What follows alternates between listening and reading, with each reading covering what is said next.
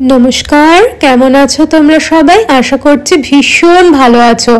Gateway of ইন্ডিয়ার কাছ থেকেই শুরু করলাম আমার আজকের ব্লগটা। আর তোমরা পুরো ব্লগটা দেখো, কারণ আজকে আমি তোমাদেরকে নিয়ে যাচ্ছি আমার সাথে এলিফ্যান্টা কেভসে। মুম্বাই আসার পর আমারও প্রথমবারই এলিফ্যান্টা কেভসে যাওয়া আর জলপথে যাত্রা। মোটামুটি যেটা লঞ্চের ফেয়ার লাগে সেটা হচ্ছে 265 টাকা, সেটা গভর্নমেন্টেরই নির্ধারণ করা ফেয়ার। তো কোনো ঠকে যাওয়ার কোনো ব্যাপার নেই। আর আমার এক্সাইটমেন্টটা তোমরা বুঝতেই পারছো, অনেক হাই রয়েছে। সমুদ্র পথে যাচ্ছি আর এই যে সেতুটা দেখছো, এটা হচ্ছে অটল সেতু। এটাতে রোডওয়ে দিয়েও পৌঁছানো যায় এলিফ্যান্টা কেভস অবধি। আমি পৌঁছে গেছি। এই যে এলিফ্যান্টা আইল্যান্ড লেখা আছে, এটাকে কিন্তু ঘাড়াপুরি আইল্যান্ডও বলা হয়। একটু উঁচুর দিকে উঠতে হবে, তাই আমি উঠছি আর আস্তে আস্তে তোমাদেরকেও দেখাচ্ছি যে যাওয়ার পথে কি কি পড়ছে।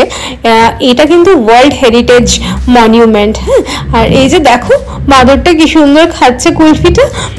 এখানে আমরা কি কি দেখতে পাবো সেটার একটা ওভারভিউ দেওয়া রয়েছে এখানে। আর আমি চলে এসেছি এলিফ্যান্টা কেভসের কেভ নাম্বার 1-এ। সেটাই হচ্ছে মেন কেভ, যদিও এলিফ্যান্টা কেভসে এলে 5টা টোটাল কেভ রয়েছে, সেটা দেখতে পাওয়া যায়। বাট কেভ নাম্বার 1টাই সব থেকে বেশি সংরক্ষণ করা রয়েছে এখনো অবধি। আর এখানে সবকিছু মোটামুটি দেখলে একটা মানে পুরাতন যুগের 5th to 6th সেঞ্চুরি এডি এই টাইমটাতে কিন্তু কি কি রকমের স্কাল্পচার ছিল, আর্কিওলজিক্যাল রিমেন্স ছিল, সেগুলো কিন্তু আমরা দেখতে পাই।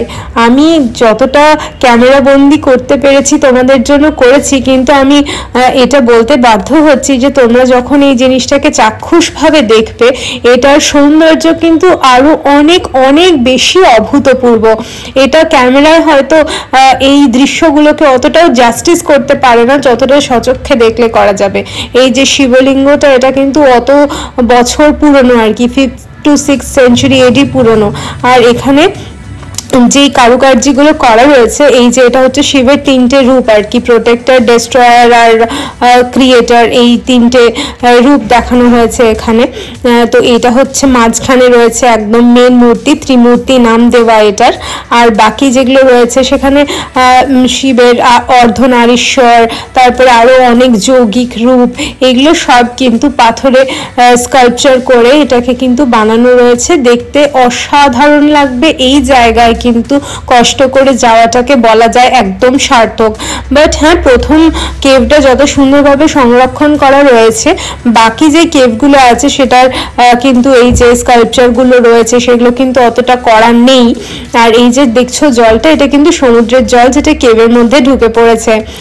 এখানে অনেক কটা ছোট ছোট মন্দির করা রয়েছে যেখানে শিবলিঙ্গ রয়েছে। মোস্টলি কেভটার থিমটাই হচ্ছে শিব আর তার ইয়োগিক পশ্চার্স নিয়ে। তো তোমরা যারা সব দেখছো, এই যে এটা একটা মানে চূড়া, পাহাড়ের চূড়ার ওপর যে এখানে কেভটা দেখা যাচ্ছে, আর সেখানে এই বড় ক্যাননটা রাখা রয়েছে। সেখান থেকে আমি চলে গেছিলাম এলিফ্যান্টটা দেখার পর সিদ্ধি বিনায়ককে দর্শন করতে। তো আমি তোমাদেরকেও সিদ্ধি বিনায়কের যতটুকু দর্শন করানো সম্ভব করাচ্ছি। আমার ভিডিওটি ভালো লেগে থাকলে লাইক, শেয়ার অ্যান্ড সাবস্ক্রাইব করে দিও। ধন্যবাদ।